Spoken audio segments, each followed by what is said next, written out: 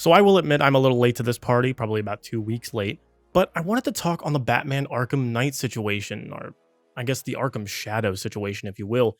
This here is, again, something very similar that happened to the Assassin's Creed IP, something that happened similarly to the Half-Life IP. You have people that are enjoying this IP as a whole and this character as a whole, and then they see a new game coming out for a series that they love, and it's VR exclusive. We saw this massively with Half-Life Alyx, and I can't say that I blame people for being mad. I genuinely cannot.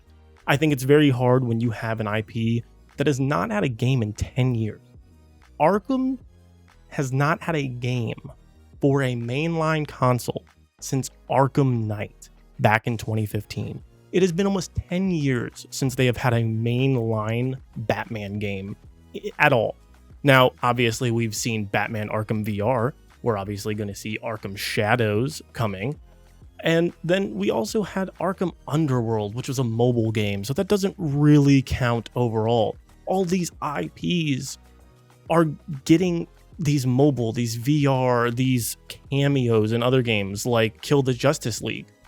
This is not good for an IP, and that is why so many people are upset.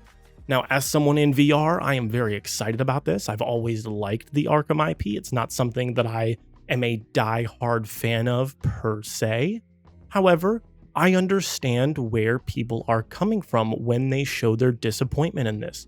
They've waited 10 years with nothing for their IP, and then something gets announced and it's a VR exclusive.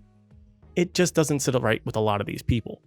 Now, I have validated those people because they are valid. That is how they feel.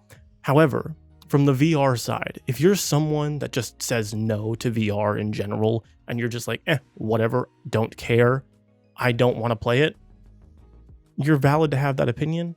But if you just hate a medium to hate a medium, that's probably not going to help in the long run. As of right now, as it sits, 1 in 4 teens have a VR headset.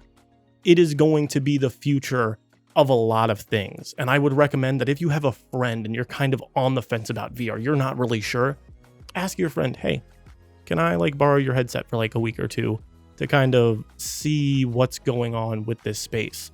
I understand when you look at VR trailers and such and gameplay, you're like, ooh, the graphics, they don't really look good.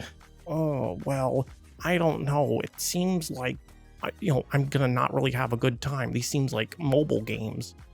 I get that from the outside as someone who was on the outside looking in and said, this probably is not really that in. It's really good. So if you have a friend that has a VR headset, go and try their VR headset. That being said, if you're someone who's tried VR and you got motion sick, I can't really tell you to, suck it up, Buttercup.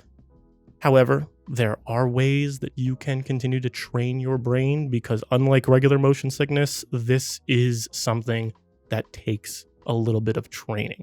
So if you want to put yourself through that, by all means. If you don't, I respect that decision. No one wants to feel bad while they're trying to do something that they want to enjoy.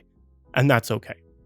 But if you're someone, again, that is just putting off VR because it's VR, kindly and respectfully, go and find a friend that will let you borrow theirs, and then come back to this video and let me know what happened.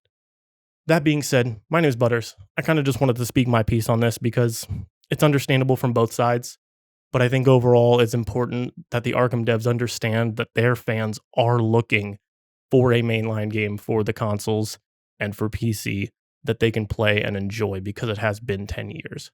Again, I'm Butters. I want to thank all of you for watching. Please like, share, subscribe, and I'll see all of you in the next video.